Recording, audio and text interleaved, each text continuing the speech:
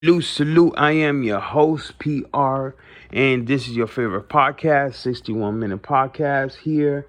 Today's topic is going to be the NOI and the changes throughout the year as far as the direction of the organization, the religion, etc. is going. Whether you would agree or disagree, I'm going to give you my perspective and my opinion of how I feel about the NOI. First, let me start by saying I definitely admire a lot of the things that were done. I'm not going to be a hypocrite and say that it's completely all wrong.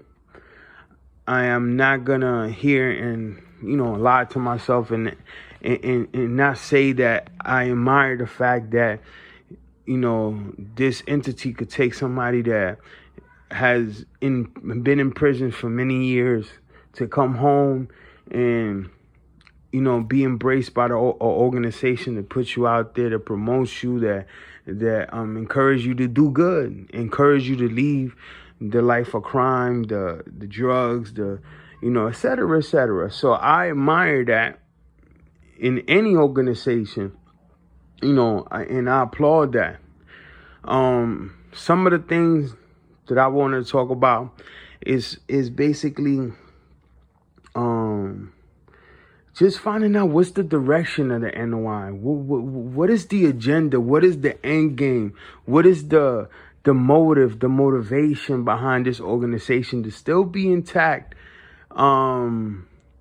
After, when being one of the oldest African American organizations in the United States, being founded in July 4th, 1930. Now, July 4th is clearly the Independence Day of the United States. It's kind of surprised me that this organization could not wait until July 5th to give their birth date.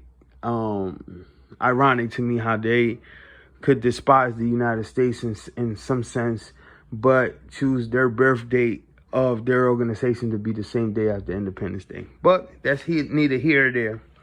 Now, like I said, the NOI, I took a liking to the NOI because of the things that I seen, the work that I seen, the legwork I seen in the past, in the 60s, when I basically was going back in time, because everybody comes across Martin and Malcolm, and they pick and choose who they resonated the most. Me personally, I resonated to Malcolm. Hands dirty, hands on work. Less talk, more walk. So I really took a liking to the way that Brother Malcolm used to talk, Brother Malcolm used to walk. I mean, just everything about the brother left me in awe. It's just like, man, we need more of this. We need more brothers like this. So I kind of felt like the NOI had, a bunch of Malcolms, But eventually, from learning his departure from the organization, I'm not going to get into the, what they did, what they didn't do for Malcolm and stuff like that. I just want to get into, like I said, I don't want to be a hypocrite. I'm definitely calling out the great things that the organization has done for like places like Newark, New Jersey at the time, Chicago, St. Louis, the list goes on and on. A lot of black-owned businesses, a lot of money was flowing through these neighborhoods, and they were the organization that was putting it together. So I salute them for that. Definitely, like I said, I don't want to be a hypocrite, and not call them out on their good stuff and call them out on their bad stuff. So, with that being said, any organization that contributes to the community, contributes to well-being of a person, got them in the right direction of peace, tranquility, and everything else, I admire that. Now, one of the things that Malcolm, said, that if there's any organization that could move the needle, thread the needle, or move the ball forward for the Aboriginal man of his own land in the United States of North America, it will be the Nation of Islam. I mean, clearly, it shows the way Malcolm actually rose out of the ashes. I mean, just living a life of crime, drugs, everything and above, and to be clean like that, it definitely takes a lot. I just a couple of days ago I lost one of my homeboys from heroin. These are the things I feel that these organizations could definitely be saving lives. Like, I mean, a lot. Because we do got a lot of brothers who are caught up in this game, and everybody right now is playing to lose because we are playing individual ball. So with that being said, like I said, I definitely salute them for what they have done. Now, what Malcolm said was something that resonated to me, because he said, listen, if anybody could help the Aboriginal man, is this organization, but it chooses not to because it dwells in lust and material things. One of the things that really stood by me and resonated to me was the fact that Malcolm was one of the most influential people in the organization, who moved the needle, who moved the car forward for them once Elijah Muhammad, peace be upon him, departed from earth. So Malcolm pushed the organization forward, but they went their separate ways. And it really dawned to me. It's like, man, how can this organization that converted, drug offenders, rapists, I mean, just everything and above, into clean civilians and really change their life, wouldn't be able to give Malcolm a second chance for something that was interpreted by the media wrong. So it kind of like, it kind of got me thinking, like, man, I mean, when you have a brother like Malcolm, you got to put your feelings aside, because of the simple fact that this brother right here is going to take this organization to the next level. But it didn't happen. And we all know eventually what happened. Everything is pretty much out in the open, Now, some of the things I already spoke about, the things that I love about the organization. Now, some of the things that I'm in awe with is the simple fact that the NOI is always critical as far as, the white man. So, I'm always thought about, this organization, which are, sovereign citizens of the land.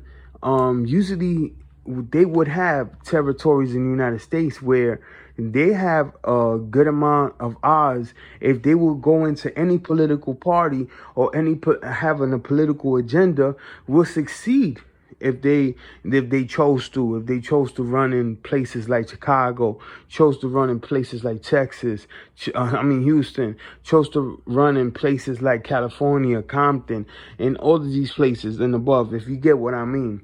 Why haven't the NOI pursued a political agenda to change, to not only change, but to show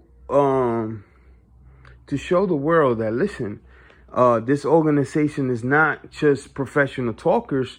We are doers too. We're not professional pallbearers. We move the needle, So I always wonder, why haven't the NOI pursued a position as far as a mayor?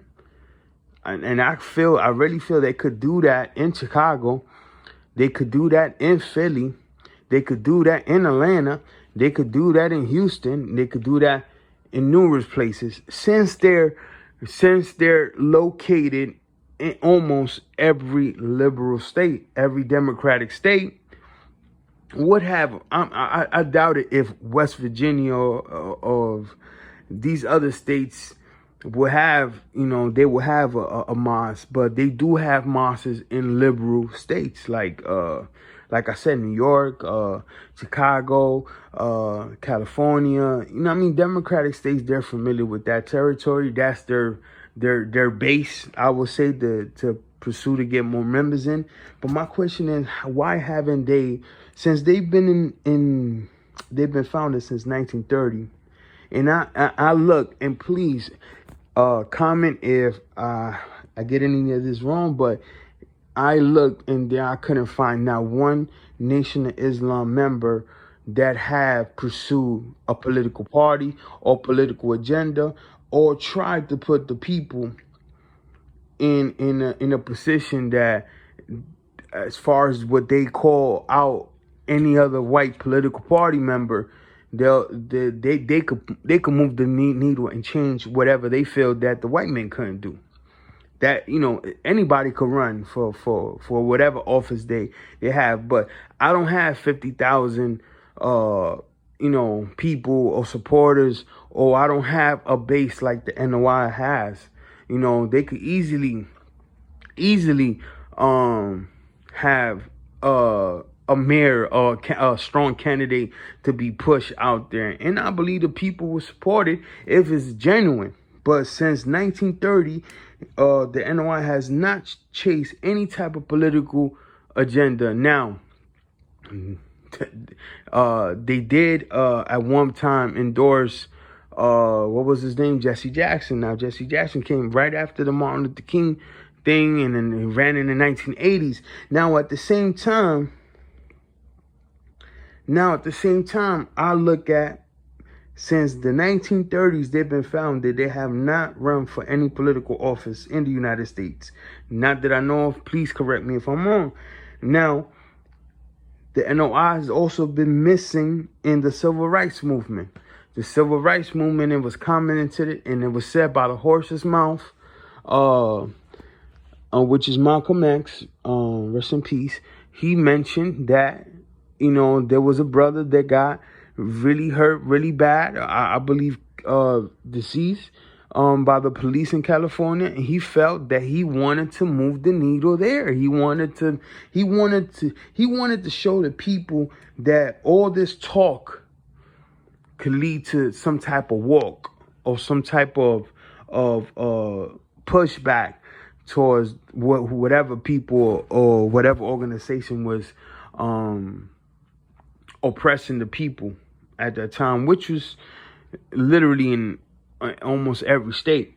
You know, we were talking about the 60s now. Now, they was missing throughout the civil rights movement. You know, the only person that we see out there was actually Malcolm. When he was in the nation and when he left the nation. He was the only one out there talking and telling us the Dixiecrats. So I did a show about the Dixiecrats, which is the Solid South. Please go back and listen to it. You're gonna definitely enjoy it. Now, missing in the civil rights movement, the most important time in the Aboriginal history was from this is my opinion, from 1950 all the way up to 1994. Missing, really. And the only time that the NOI basically was out in the street trying to bring some type of control in the streets was when they got the contract from the United States to bring security down in Washington, D.C. and all these drugs-infested states, all these democratic states. They were there, and they got over, I believe it was, correct me if I'm wrong, allegedly, for entertainment purposes only, they got about $32 million 30, or I may be wrong, I'm not going to give a number, but it was in the millions, to protect different states. And what they'll do, they'll patrol Washington, Virginia, all these places that will have a high drug consumption. They will be patrolling the streets to make sure there's nobody gets raped, nobody gets mugged, and so it became like a neighborhood watch. So it's funny to me that nobody was moving during the civil rights, this is when they was at the high, as far as at the peak of being, really strong out there in the streets, to moving down in the 80s and then reaching out a contract with the same people that you felt is oppressing your people, and bargain a contract with them to protect these drug infested neighborhoods, to no avail, because you could still the same thing that went on in the 80s, not as much, but it's still the same type of crime that occurs. Nothing has changed. So they just basically got a bag and that was it. And I feel like, damn, that's kind of strange. Like, when it was more of that you had to do it for being a kind of like a patriot, or standing, being black and proud, being all these things. You didn't stood next to, the Martin Luther Kings when they was throwing rocks. You didn't protect the people you didn't even protect the people that was in Alabama when they opened the schools for blacks. There was no presence there. So it's strange to me that the organization would say, the organization would say, well, how we treat our traders is how we treat our traders. How you treat your traders, how you treat your traders. So clearly, that comment was referred to Malcolm after his death. The Farrakhan mentioned, as far as, don't worry about what happens in Black America or in organization, because we take care of our traders the way we take care of them. And if he happens to get killed, that's the same thing that the country does too. That was his reference to it. So we have that situation where we have no political party agenda. They're missing in the whole civil rights movement. And they reemerged out in the streets in the 1980s with the contract that they got from the federal government to bring peace and to bring some type of awareness and everything. But a lot of the people in the cities, and you can actually read it and Google it, they were saying that they were just out there trying to recruit people, which is all fine and dandy. I mean, you can't stop people from conversating. And when you see these brothers and they dress the way they dress, you tend to be like, man, these brothers are sharp and stuff like that. So the community felt that they wasn't out there to protect the community. They were just out there to promote their agenda. That was one. Now, basically, you separate yourself from one of the most influential Muslims, probably, I don't even want to say the world, but one of the most influential Muslims, which is Malcolm X. You depart. If anything that was authentic, right, honorable, everything above was that brother right there. Just call it the way it is. Don't ask Malcolm X a question if you're not ready for the answer. That's the way I felt about when I used to hear the brother talk. So that, alarms went out through the roof when I hear that you could see the NOI could actually make money with doing security in Hollywood, doing securities with music awards, doing all types of odd jobs, but couldn't find the time. You could work with your oppressor, but you can't work it out with Malcolm. That to me was just, it spoke volumes. But I understood that Malcolm had stored, had bothered a hornet's nest, which is the solid South at the time. That you understand, that's the connection between all three of those brothers in the 60s. All four of those brothers, I might add. Now, one thing that I will never forget, and this is when I say never again, is the fact that this actually pictures of Malcolm. See, I can't really blame brother Malcolm at the time, because that was his belief. That was his belief. But I know after it, I know he said, wow, Wow.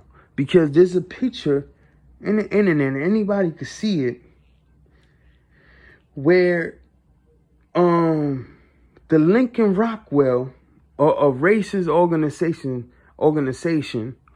that promote segregation, that promote, everything above to make sure they sees the Aboriginal man not move the needle the right way.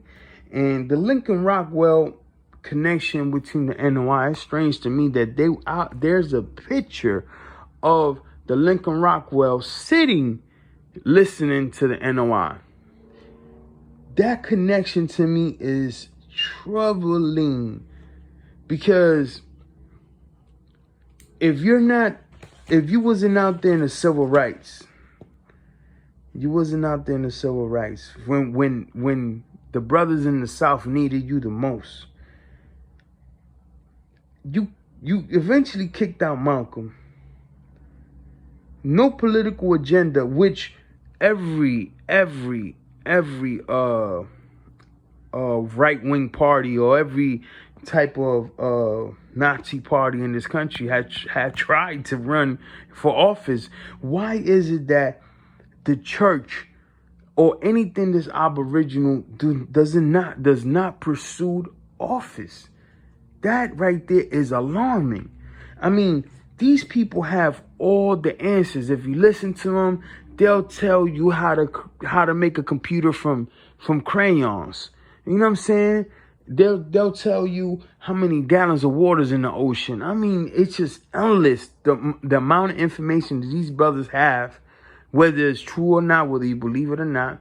It is amazing that they'll have all this knowledge, but don't bring anything to the flock, or to however you may look at it, non-believers or non-Muslims or whatever the case may be. But if you Aboriginal, you're Aboriginal. If you're black, or if you resonate to that term as far as black, which I don't like to use, well, go ahead and use it.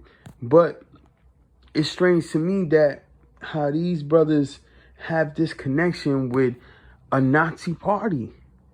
You would think it's equivalent to having, I can't even say Bloods and Crips, because there's Bloods and Crips who actually do communicate. You seen that with Nipsey and YG. But I can't even say that. I mean, I'm talking about these people. I mean, countless beating on Aboriginal people, hanging Aboriginal people, killing Aboriginal people, and you will open the doors for these people, but then you will call out the white man. The hypocrisy is on another level. It's on another level. Now, by them having that connection. Now, I remember something that Malcolm said about them having a meeting with the Lincoln Rockwell group and other people in Atlanta.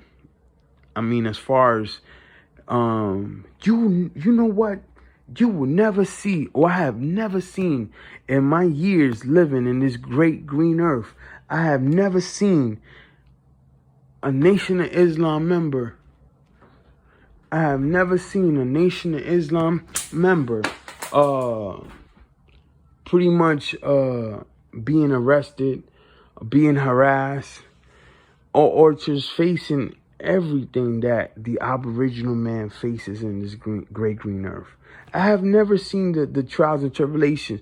I have never seen anything as far as they come out and say, oh man, brother Hadith got shot 5 times. Not that I would ever want any type of violence to anybody, because that's the universal laws. I love everybody. You know what I'm saying? I wish no harm to anybody. But I always wondered, I mean, you got all these young brothers that done died, but then nothing happens to these brothers. Not, like I said, not that I would ever want it to happen, but the way that racist people, or the mentality is, they hate to see successful people. That's why sometimes people say, they driving in the next car, they get stopped. Is there anybody that could pull out a record to show me when any NOI member has gotten stopped wrongfully, has gotten police brutality? Like I said, not that I will ever want that towards anybody, even my worst enemy. I don't see the transparency. I don't see the pressure that the Aboriginal man faces in the United States. I don't see that pressure applied to them. Now, this is the organization that has land. They have land. Just like the Indians got land, they got land. They got land in Illinois. They got land to grow farms. It's puzzling to me that they haven't got together. Okay, you don't want to help, right? Or you want to help because you out there, you looking to get members, you're looking to get traffic going into your facilities and into your churches and your mosques. Why not link with the churches and kind of like get all people land, get more people to get land, so we could start working or own our own things? Why is it that you guys are the only ones, as far as being Aboriginal people, to have your own land? That to me, that tells me that there's a deeper connection between the government or whoever is oppressing the people, that they broken out a deal with these people, but are left out the masses. You know what I'm saying? Like if you claim to have your sheeps, you at least guide your flock to the right direction. So we see that there's a lot of things that we could pinpoint and agree to disagree. But if anybody has the power, if anybody has the time, the knowledge to move the Aboriginal man the right direction, it is this organization, it is this religion. But guess what? It chooses not to. It talks a certain way, but it walks the opposite way. I'm not even going to get to the things that, as far as some of these members, as far as the situation that happened with the brother Nipsey Hussle, where one of the Nation of Islam famous members was out there, which I'm not even going to get into, but it's just too much to not pay attention and say, wow, are these people on the way of progression, or these are kind of like, because it dawned to me a couple of days ago, I was watching The Matrix, and then I found out that The Matrix was supposed to be played by a black person, which was Will Smith, and he didn't want that role. I wonder why, but it dawned to me how these brothers, how Neo will pop up in and out of the Matrix, and these brothers with suits would just be following him everywhere he goes. And then I started looking at just looking and just seeing like these people are always there, but when it's there, it's never there. Why is it that? And I'm gonna just say this, and I'm gonna leave it alone. I'm gonna promote the other show, but why is it that when things was going on in Los Angeles, it was RZA Islam, Snoop, Game, Trouble, and a couple other people that met with the police or with the LAPD, and then Nipsey had to meet with them again by himself? I mean, if the majority of LA is meeting with the LAPD, why Nipsey couldn't be there? You know what I'm saying? So why is it that these people, the most powerful people in LA as far as rappers, are meeting with these people with the LAPD, but then Nipsey had to get a separate meeting? Man, y'all better put y'all thinking caps, man, because this I'm telling y'all, I'm not covering the news. We don't, in 91-minute podcasts, we don't cover the news. We give it to y'all in a different format. You know what I'm saying? So with that being said, these people, to me, my personal opinion, allegedly for entertainment purposes only, it's kind of like the irony. I mean, it's just the way, as far as Neo being D1, and then these people are chasing Neo throughout the whole movie, and we have these people connected. Not me. You could Google it, with the Biggie Smalls assassination, with the embracing of Jesse Jackson, knowing with Martin Luther King, then the departure and the death of Malcolm X, and then talk all this stuff about the white man, how the white man is the devil. But when Malcolm X says something, there was nothing against JFK, John F. Kennedy, then all of a sudden y'all want to stick by the white man. Y'all listen, y'all gotta pick a side. Y'all gotta pick a side or get out the way. Because at the end of the day, you can't hide the sun with your thumb. Guys, this is the show.